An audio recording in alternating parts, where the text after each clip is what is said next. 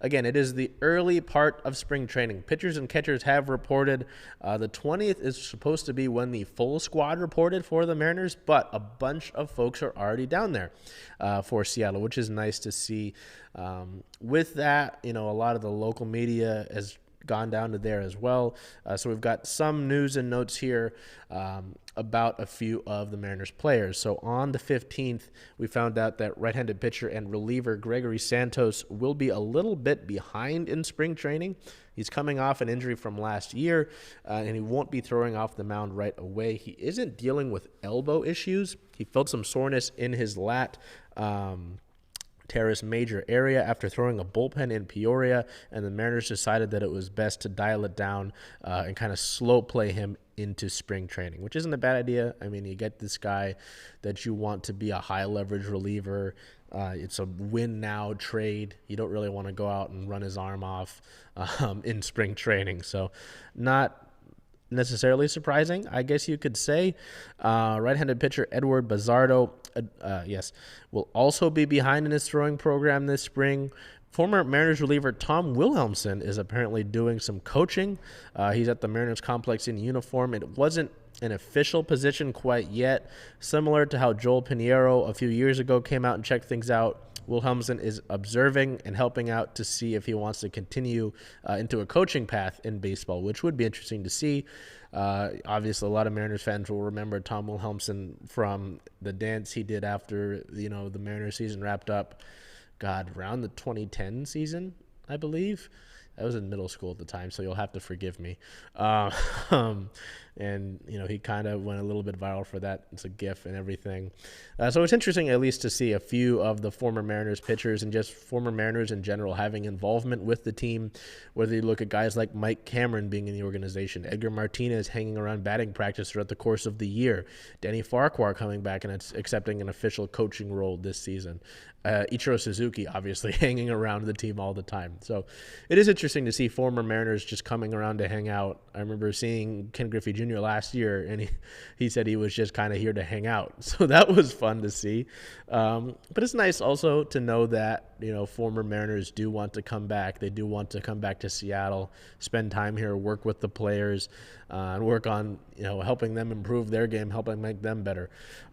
So it'll be something to watch to see if Tom Wilhelmsen ultimately does make some sort of coaching position in the organization, but won't, pencil anything in at the moment.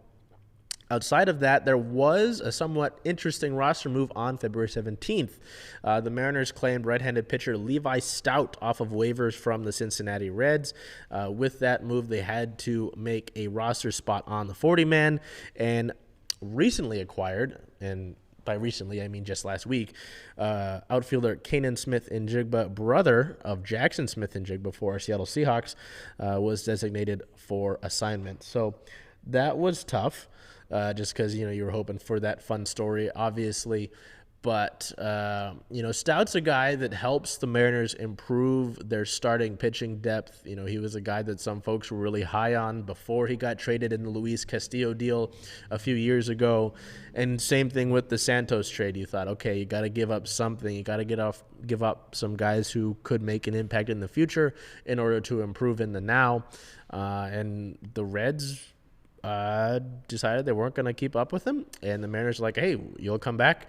He was acquired on Saturday, and he threw a bullpen with the Mariners on Sunday. So it'll be fun to see Levi Stoudt back in the organization, give the Mariners more pitching depth, more starting pitching depth, and see what, the organization and the pitching staff can do to have him as another guy that they were high on as a pitching prospect, and maybe we'll see some out of him throughout the course of his career here. So also interested to see if Kanan Smith-Njigba does clear waivers and returns to the Mariners organization. So far, it would kind of be a bummer if there was this, fun storyline of him and his brother in the same city or in the same area, because Kanan would probably be in Tacoma with the Rainiers, and to have it just last a week would be a little bit unfortunate. So we'll keep an eye on that, obviously, as well.